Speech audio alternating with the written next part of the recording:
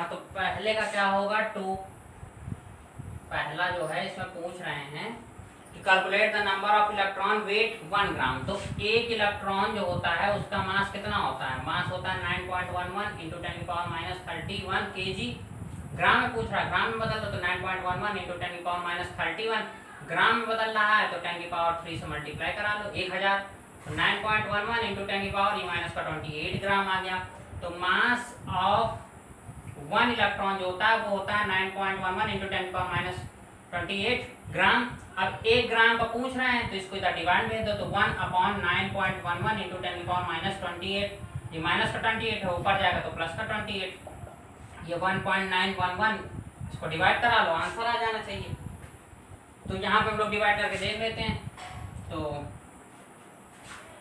यहाँ ये हो जाएगा 100, तो 100 को करना है 9.11 से, तो पॉइंट लगाओ 0, तो यहाँ 9 11 89 और एक बार में क्या, फिर यहाँ पे एक 0 लगा देंगे, फिर एक 0 लगाओ, यहाँ 0, फिर ये जाएगा 99 बार में, तो 1 यहाँ हो जाएगा 0.109 इंटू 10⁻28 या फिर 1.09 इंटू 10⁻27 इलेक्ट्रॉन जो हैं वो होंगे 1 ग्राम में। आंसर चेक कर लेते हैं यहाँ पे 1.99 इंटू 10⁻27 इलेक्ट्रॉन। अगला क्वेश्चन सेकंड पार्ट में कह रहे हैं कि मास बताना है 1 मोल इलेक्ट्रॉन का, तो 1 मोल इलेक्ट्रॉन का देख लेते हैं सेकंड पार्ट। तो मास ऑफ 1 इलेक्ट्रॉन जो होता है वो होता है मास पूछे तो 9.11 इंटू 10⁻31 kg, और 1 मोल का मतलब है कि 6.022 इंटू 10⁻6.022 इंटू 10⁻23 और इंटू 9.11 इंटू 10⁻31, तो मल्टीप्लाई करा लेते हैं तो यहाँ पे हो जाएगा 911 इंटू 6, तो 6 36, तो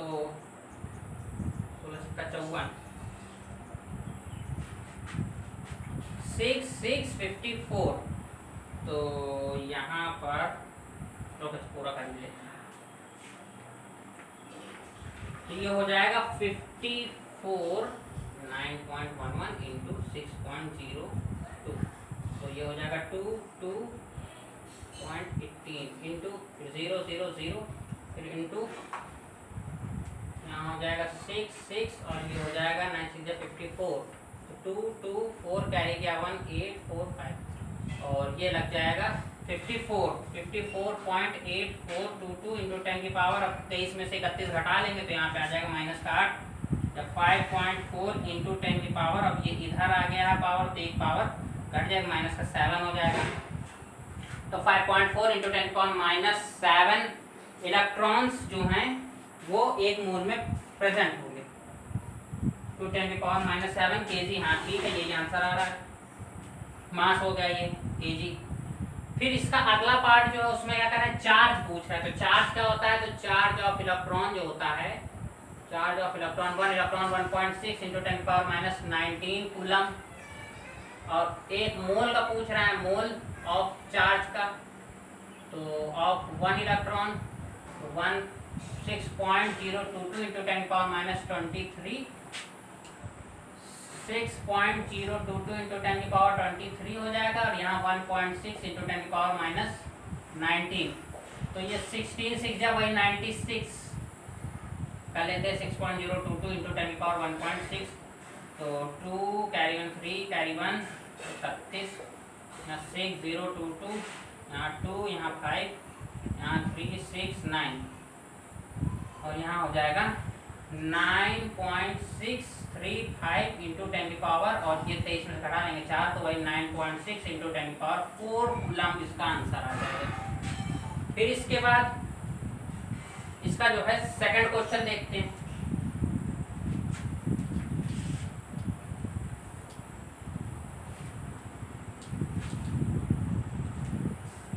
सेकंड क्वेश्चन में total number of electron present in 1 mole of methane, methane का, तो मेथेन में मतलब CH4 में हम लोग देखेंगे कि नंबर ऑफ इलेक्ट्रॉन कितने होते हैं। तो एक कार्बन होता है हमारा, तो कार्बन में कितने इलेक्ट्रॉन होते हैं, तो 6 होते हैं, और 4 के हाइड्रोजन, हाइड्रोजन कितने इलेक्ट्रॉन होते हैं, 1 6 इलेक्ट्रॉन, इधर ये, तो 6 + 4 इलेक्ट्रॉन मतलब 10 इलेक्ट्रॉन होते हैं।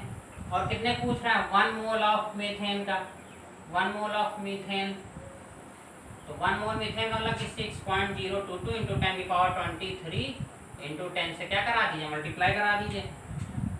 यहाँ हो जाएगा 6.022 × 10⁻23 इलेक्ट्रॉन 1 मोल मीथेन में होते हैं। फिर उसके बाद पूछ रहा है कि find the total number of neutron 7 mg में। तो यहाँ पे क्या हो जाएगा कि टोटल नंबर ऑफ न्यूट्रॉन, तो यहाँ पर number of neutron in 14C, तो जो नंबर ऑफ न्यूट्रॉन होंगे इन 14 ग्राम, 14 ग्राम में कितने होंगे? तो न्यूट्रॉन होंगे 8 ग्राम। क्यों होंगे? क्योंकि यहाँ 14 है, कार्बन का 6 होता है, प्रोटॉन प्लस न्यूट्रॉन जो होता है वो 14 दिया है, तो प्रोटॉन हमारे 6 होते हैं, तो न्यूट्रॉन कितने हो जाएंगे? तो न्यूट्रॉन बराबर 8 आंसर आ जाएगा। यहाँ पे 8 न्यूट्रॉन हो जाएंगे, 8 न्यूट्रॉन। अब हमसे पूछ रहे हैं कि क्या आना है यहाँ पे?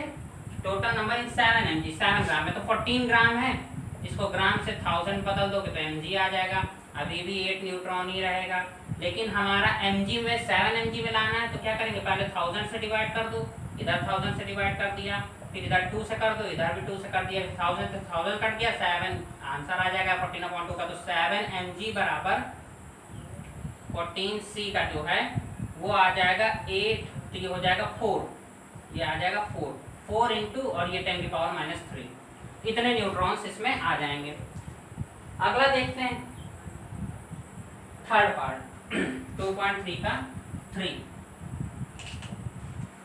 तो यहाँ पर जो है हमें बताना है कि हाउ मेनी न्यूट्रॉन प्रोटॉन, तो पहला दिया 13C6, तो यहाँ पे देखो नीचे वाला जो होता है ये प्रोटॉन को दिखाता है और ये न्यूट्रॉन प्लस प्रोटॉन मतलब एटॉमिक नंबर होगा, एटॉमिक मास को। तो यहाँ पे प्रोटॉन हमारा 6 हो जाएगा और न्यूट्रॉन प्लस प्रोटॉन 13 है, पुट करा तो यहाँ पर तो ये 6 + 13 तो n बराबर आ जाएगा 7।